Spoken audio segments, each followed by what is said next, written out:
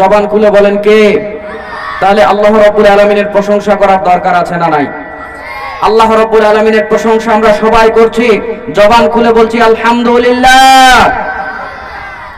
আপনি আমি যদি আল্লাহ রাব্বুল আলামিনের প্রশংসা করি, লাভ হবে কার? আল্লাহ না বান্দার? দলিল আছে না নাই? সহিহ বুখারী 2 নম্বর খণ্ড আযান অধ্যায় 129 নম্বর পৃষ্ঠা 763 নম্বর হাদিস। রাসূলুল্লাহ সাল্লাল্লাহু আলাইহি ওয়াসাল্লাম একদিন সালাত আদায় করাচ্ছিলেন। আল্লাহ নবী সামনে, সাহাবীরা পিছনে। আল্লাহ নবী সামনে, সাহাবীরা পিছনে। আল্লাহ নবী সালাত শেষ করে বলেছেন, সালাতে রুকু থেকে উঠে বলেছেন রব্বানা লাকাল হামদ। পিছন থেকে এক সাহাবী বাড়িয়ে বলেছে হামদান কাসীরান তাইয়িবান মুবারাকান ফি। আল্লাহ নবী সাল্লাল্লাহু আলাইহি সাল্লাম সালাত শেষ করলেন, নামাজ শেষ করলেন, করার পর জিজ্ঞেস করলেন এই বাড়তি কথাগুলো কে বলেছো? একজন বলছে আল্লাহ নবী আমি বলেছি। আল্লাহ নবী বলল শোনো সাহাবী, আমি দেখলাম তুমি যখন এই বাক্যগুলো বলছিলে 30 জনেরও বেশি ফেরেশতা নেকি লেখার জন্য পাল্লা দিচ্ছিল। সাহাবী প্রশংসা করছিল, আল্লাহর লাভ হচ্ছিল কার? আল্লাহর না বান্দার? তাহলে আল্লাহ রাব্বুল আলামিনকে সন্তুষ্ট করার জন্য, আল্লাহ রাব্বুল আলামিনকে খুশি করার জন্য সবাই জবান খুলে বলছি আলহামদুলিল্লাহ। আল্লাহ রাব্বুল আলামিনের আপনি আমি যদি প্রশংসা করি, আল্লাহ রাব্বুল আলামিনের আপনি আমি যদি প্রশংসা করি, আল্লাহ রাব্বুল আলামিন এত বেশি খুশি হয়, কোন বান্দা যদি আল্লাহর প্রশংসা করে তৎক্ষণাৎ আল্লাহ রাব্বুল আলামিন সেই বান্দাকে যে পুরস্কারটা দেয়।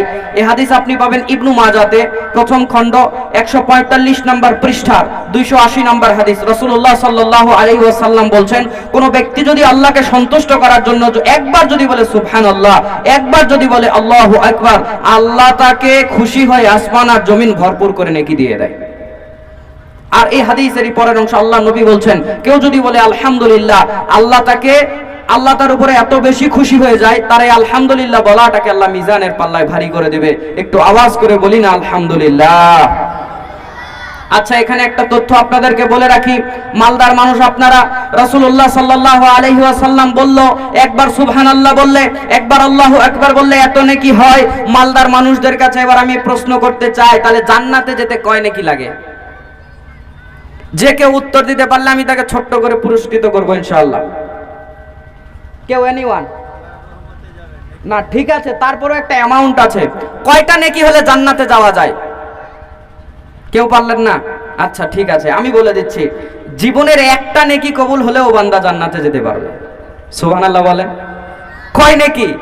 এক নেকি। আমি এতদিন জানতাম না, সাহের বর্ণনাতে রয়েছে আল্লাহ নবী সাল্লাল্লাহু আলাইহি ওয়াসাল্লাম বলছেন, যে ব্যক্তি সুন্দর করে সালাত আদায় করবে, 2 রাকাত সালাত আদায় করবে, উত্তম করে ওযু করে, সুন্দর করে ওযু করে 2 রাকাত সালাত আদায় করবে, বিকলবিহি ওয়া ওয়াজহিহি, অন্তর থেকে আত্মিকভাবে আল্লাহকে সন্তুষ্ট করার জন্য, ইউকবিলু আলাইহিমা, আর আল্লাহ রাব্বুল আলামিন তার ওই নামাজটাকে কবুল করে নেবে। আল্লাহ নবী বলেছেন ওয়াজাবাত লাহুল জান্নাহ, আল্লাহ তার উপরে জান্নাতকে ওয়াজিব করে দিবে। আমার জানা ছিল যে 2 রাকাত নামাজ কবুল হলেও বান্দা জান্নাতে যেতে পারে। তবে আরেকটি হাদিস আমি পেয়ে গেলাম। এই হাদিসটি কোথায় রয়েছে? ইমাম বুখারীর একটি কিতাব রয়েছে আল আদাবুল মুফরাদ। এই আদাবুল মুফরাদের 596 ইমাম বুখারী একটি হাদিস নিয়ে এসেছেন। আল্লাহর নবী সাল্লাল্লাহু আলাইহি ওয়াসাল্লাম বলেছেন ওয়ামান তুকুব্বিলাত লাহু হাসানাতুন দাখালাল জান্নাহ। আল্লাহর নবী বলছেন, কোন ব্যক্তির জীবনের যদি আল্লাহ রাব্বুল আলামিন একটা নেকিও কবুল করে, ওই এক নেকির বিনিময়ে আল্লাহ তাকে জান্নাত দিয়ে দেবে। তাহলে এক নেকি হলেও জান্নাতে যাওয়া যায়। আল্লাহর কাছে আমরা একটু দোয়া করছি, আল্লাহ আজকের এই মাহফিলে আমরা যারা বলতে এসেছি, আজকের এই মাহফিলে আমরা যারা শুনতে এসেছি, আজকের এই মাহফিলে যারা আমরা টাকা পয়সা দিয়ে সাহায্য করেছি, বুদ্ধি পরামর্শ দিয়ে সাহায্য করেছি, সবাইকে আমাদেরকে একটা করে হলেও নেকি দান করো। সবাই বলেন আমিন। কারণ একটা নেকি হলেও জান্নাতে যাওয়া যাবে। হয়ে গেছে, যাও। একটা নেকি হলেও জান্নাতে যাওয়া যাবে। রাসূলুল্লাহ সাল্লাল্লাহু আলাইহি ওয়াসাল্লাম আমাদেরকে এই ব্যাপারে আমাদেরকে বলেছেন যে তোমরা এইটুকুও যদি অর্জন করতে পারো জান্নাতে যেতে পারবে। কিন্তু তারপরেও দুনিয়ার বুকে অনেক মানুষ থাকবে যারা পরকালে জাহান্নামে যাবে, তারা জান্নাতে যেতে পারবে না, তারা জাহান্নামে যাবে।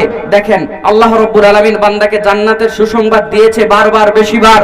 জাহান্নামের কথা বলে আল্লাহ রাব্বুল আলামিন শুধু বান্দাদেরকে একটু বলেছে, সাবধান করেছে, বান্দারা তোরা একটু ভালো হয়ে যা, তোরা যদি ভালো হোস আমি আল্লাহ তোদেরকে সহজেই জান্নাতে দিয়ে দিব, আর যদি ভালো না হোস তোদেরকে জাহান্নামে দিয়ে দিব। সেই আল্লাহর প্রশংসা আপনাদেরকে করতে বলেছি। আর একবার একটু জবান খুলে বলেন না আলহামদুলিল্লাহ।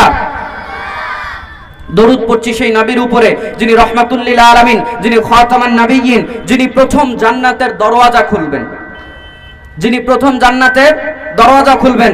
মুহাম্মদ সাল্লাল্লাহু আলাইহি সাল্লাম প্রথম কিন্তু জান্নাতের দরওয়াজা খুলবেন।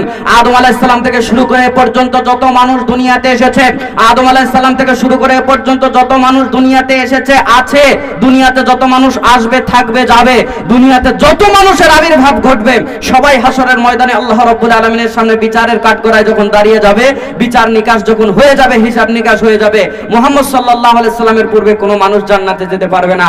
দলিল কই? সহিহ মুসলিম প্রথম খণ্ড 382 নম্বর হাদিস। রাসূলুল্লাহ সাল্লাল্লাহু আলাইহি ওয়াসাল্লাম বলছেন, আতি বাবাল জান্নাতি ইয়াউমাল কিয়ামাতি ফাস্তাফতিহু ফায়াকুলুল খাজিনু মান আনতা আকুলু মুহাম্মাদুন ফায়াকুলু বিকা উমিরতু লা আফতাহু লিআহাদিন ক্বাবলাকা। আল্লাহর নবী সাল্লাল্লাহু আলাইহি ওয়াসাল্লাম বলছেন, হাসরের ময়দানে আমি প্রথম জান্নাতের দরওয়াজাতে গিয়ে করা নাড়ব। আমি যখন জান্নাতের দরওয়াজাতে গিয়ে করা নাড়ব, ফায়াকুলুল খাজিনু মান আনতা, জান্নাতের দ্বাররক্ষী ফেরেশতা আমাকে বলবে আপনি কে? আমি তখন বলবো আকুলু মুহাম্মাদুন, আমি তখন বলবো আমি মুহাম্মদ সাল্লাল্লাহু আলাইহি ওয়াসাল্লাম। ফায়াকুলু, তখন জান্নাতের ওই দ্বাররক্ষী ফেরেশতা বলবে বিকা উমিরতু, এ ব্যাপারে আমাদেরকে আদেশ করা হয়েছে, লা আফতাহু লিআহাদিন ক্বাবলাকা, আপনার পূর্বে ও মুহাম্মদ সাল্লাল্লাহু আলাইহি ওয়াসাল্লাম। জান্নাতের ওই দ্বাররক্ষী ফেরেশতা বলবে আমাদেরকে আদেশ করা হয়েছে আপনি জান্নাতে ঢোকার পূর্বে যেন আমরা কাউকে জান্নাতে প্রবেশ করতে না দেই। একটু আওয়াজ করে বলেন না সুবহানাল্লাহ। তাহলে সেই নবীর উপরে দরুদ পড়তে বলছি, যেই নবী প্রথম জান্নাতের দরওয়াজা খুলবেন। আমরা একটু সবাই জবান খুলে আল্লাহর নবীর উপরে দরুদ পড়ছি, সবাই বলছি সাল্লাল্লাহু আলাইহি ওয়াসাল্লাম। আপনারা কি কবরস্থানে আছেন নাকি? মা আমি কবরস্থানে আছি। আপনারা কি ঠান্ডায় জমে গেছেন কুরবানির মাংসের মতো? কথা বলছেন না কেন? বক্তা মনে হয় পছন্দ হয়নি না? এ কি বক্তা ধরে এনেছে, ছোট ছোট দাড়ি, দেখতে বাচ্চা বাচ্চা লাগে, এর সাথে আবার সুবহানাল্লাহ বলবো। কি তাই মনে মনে বলছেন নাকি? কি বলেন, তাই মনে মনে বলছেন? তা আমার বয়স মাত্র 21 বছর চলছে, এই বয়সে আর দাড়ি কত বড় হতে বলছেন আপনি বলেন আমাকে? না বলবেন হুজুর ইউরিয়া সার দিয়ে তাড়াতাড়ি দাড়ি বড় করেন, ধান গাছের মতো। আমার ভাইরা, তাহলে আল্লাহ রাব্বুল আলামিনের শুকরিয়া আদায় করতে বলছি, রাসূলের উপরে দরুদ পড়তে বলছি, আওয়াজ বের হচ্ছে না। এখনই যদি ভোটের সময় হতো আমার ভাইরা, আমার ভাই, তোমার ভাই, বল্টু ভাই, বল্টু ভাই, এক বল্টু, বাবার ভাই, মায়ের ভাই, খালার ভাই, খালুর ভাই, মাঝে মধ্যে বেটাও ভাই ভাই বলে ডাক দেয়, ওই জায়গা থেকে আপনার মিছিল আল্লাহ ফালাফি দেখে কে? আমার ভাইরা, আপনার একটা বল্টু ভাই থাকতে পারে, আমার এখানে কোনো আপত্তি নাই, তবে আপনার জেনে রাখা ভালো হবে আল্লাহর নবী সাল্লাল্লাহু আলাইহি ওয়াসাল্লাম বলেছেন, লা ইউমিনু আহাদুকুম হাত্তা আকুনা আহাব্বা ইলাইহি মিন ওয়ালিদিহি ওয়া ওয়ালাদিহি ওয়ান নাসি আজমাইন। আল্লাহ নবী বলছে, দুনিয়ার মানুষ তোমরা ততক্ষণ পর্যন্ত ঈমানদার হতে পারবে না যতক্ষণ পর্যন্ত তোমার ভাইয়ের চাইতে, যতক্ষণ পর্যন্ত তোমার বোনের চাইতে, যতক্ষণ পৃথিবীর সবার চাইতে তোমরা আল্লাহর নবীকে ভালোবাসতে পারবে না, ততক্ষণ পর্যন্ত তোমরা ঈমানের দাবিতে পরিপূর্ণ সত্যবাদী হতে পারবে না। দুনিয়ার যাকে যতই ভালোবাসেন, দুনিয়ার মানুষের নামে যতই আপনি স্লোগান দেন, যার পিছনে আপনি ঘোরাফেরা করেন, আমার সেখানে আপত্তি নাই, তবে তাদের চাইতে যদি আল্লাহর নবীকে আপনি বেশি ভালোবাসতে না পারেন, আপনি ঈমানের দাবিতে পরিপূর্ণ দাবি এটা আপনি করতে পারেন না, আপনার ঈমান পরিপূর্ণ নয় বলেছেন মুহাম্মদ সাল্লাল্লাহু আলাইহি ওয়াসাল্লাম। যদি নবীর উম্মত হয়ে থাকেন, যদি নবী সাল্লাল্লাহু আলাইহি সাল্লামকে প্রকৃতপক্ষে ভালোবেসে থাকেন, জবান খুলে সবাই বলেন সাল্লাল্লাহু আলাইহি ওয়াসাল্লাম। আল্লাহর নবীর উপরে দরুদ পড়লে লাভ আছে না নাই? কি লাভ আছে? খোলেন নাসাই 2 নম্বর খণ্ড 223 নম্বর পৃষ্ঠা, হাদিস নাম্বার 1299। এই হাদিস মিশকাতুল মাসাবি 2 নম্বর খণ্ডের 921 নম্বর হাদিস।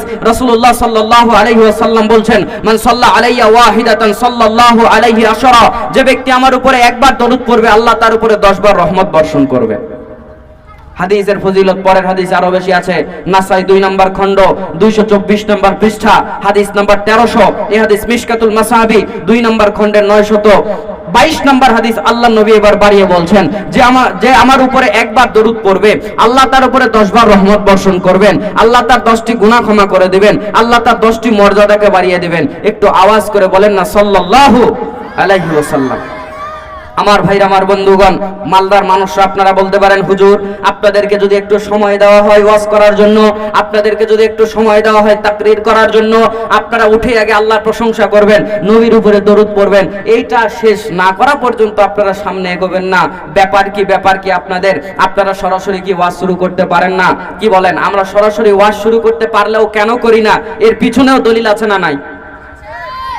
কি দলিল আছে কও? আছে, কই চিল্লায় উঠছো? যেটা জানো না চুপ থাকা লাগবে।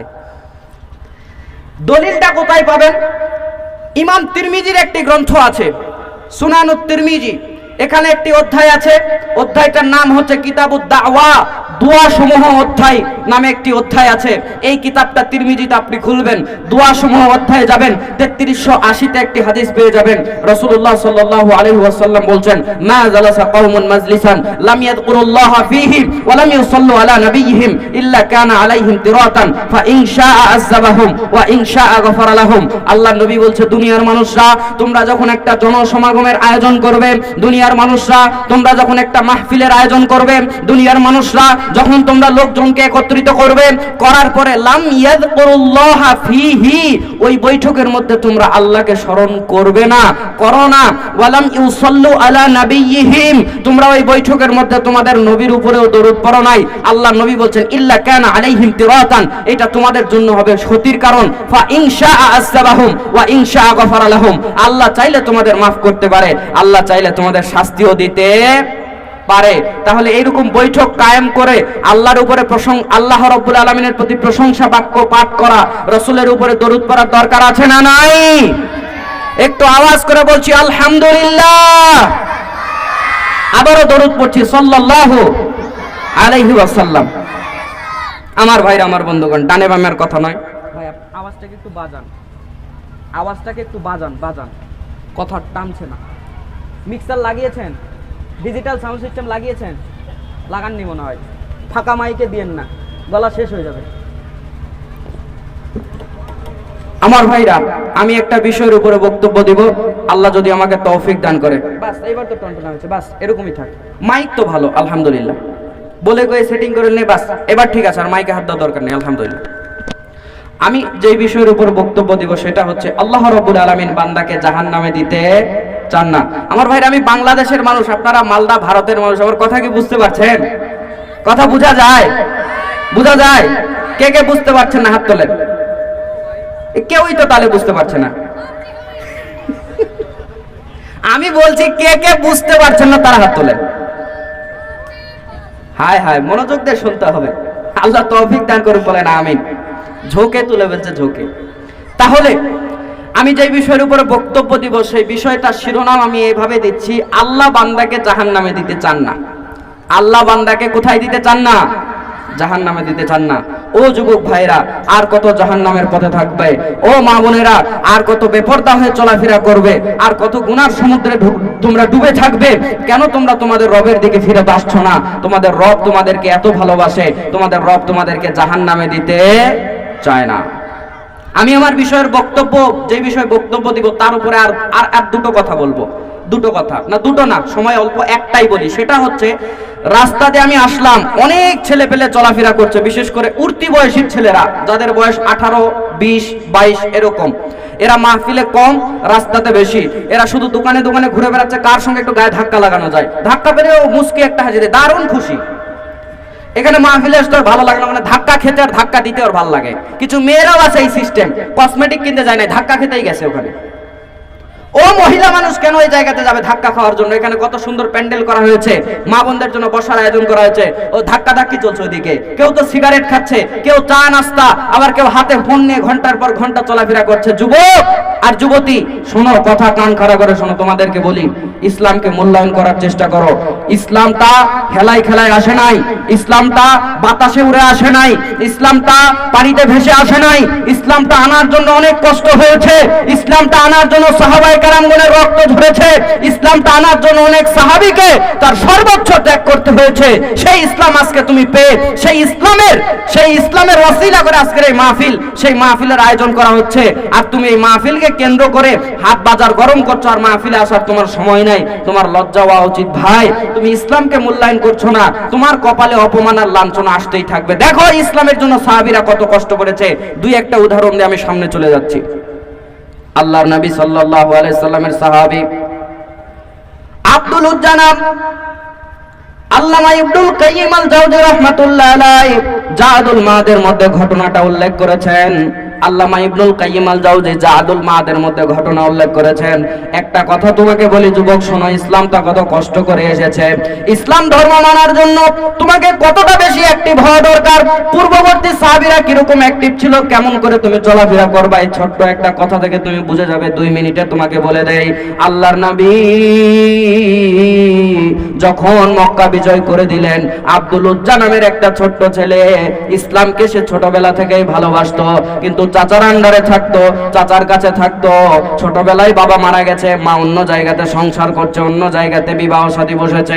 আব্দুল উজ্জা চাচার আন্ডারে থাকতো, আর চাচার আন্ডারে তার বাবার যে সম্পদগুলো ছিল চাচা তার আন্ডারে নিয়ে নিয়েছে। আব্দুল উজ্জাকে প্রয়োজন মতো কিছু খরচ করার জন্য আর ব্যয় করার জন্য দিত। আব্দুল উজ্জা চাচার আন্ডারে থাকতো, আর চাচার কাছেই থাকতো, আর চাচার কাছে চলাফেরা তার। কিন্তু ইসলাম যে তার ভালো লাগতো, ইসলাম যে তার মজা লাগতো, এই কথা চাচাকে বলার আব্দুল উজ্জার সাহস হতো না। কারণ আল্লাহর নবী সাল্লাল্লাহু আলাইহি ওয়াসাল্লামের ইসলাম ভালো লাগে এই কথা বললে চাচা এই জিনিসটা বরদাস্ত করবে না, চাচা তার সঙ্গে দুরাচরণ করবে। এই জন্য আব্দুল উজ্জা কোনো কথা বলে না। আমার মালদা এলাকার বাপ ভাইজান, আব্দুল উজ্জা মনের মধ্যে ভয় নিয়ে থাকতে থাকতে মক্কা বিজয়ের খবর যখন পেয়ে গেল, তখন আল্লাহর নবী সাল্লাল্লাহু আলাইহি ওয়াসাল্লামের কাছে এসে বলছে, আল্লাহর নবী, আমি আব্দুল উজ্জার চাচার কাছে এসে বলছে, চাচা আমি ইসলাম করার জন্য আল্লাহর নবীর দরবারে চলে যাব।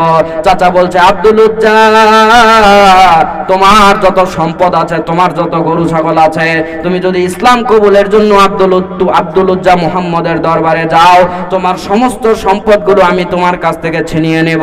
আওয়াজ করে বলেন নাউযুবিল্লাহ।